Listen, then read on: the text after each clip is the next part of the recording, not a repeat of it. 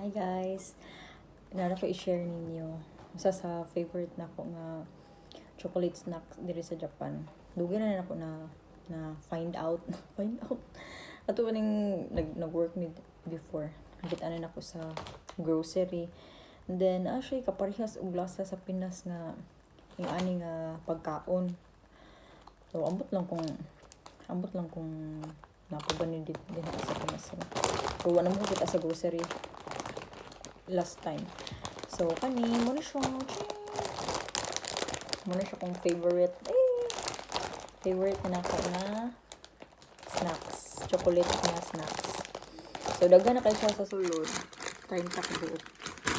And, muna siya iyahang sulod. Murag ning gamay na gani siya karon.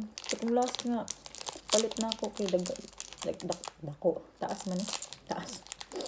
Murag ka ng lumpia sa Pinas, pero kuan lang siya. Chocolate. Ngayon na siya.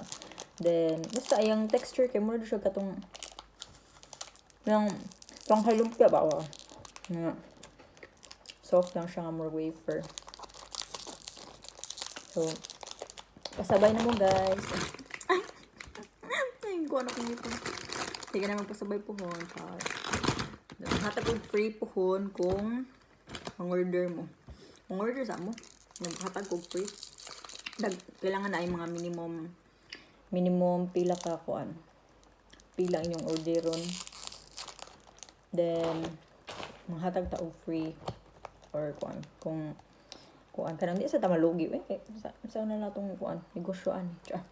Pero puhon ako magpasabay guys kay papatay pangumpra dere.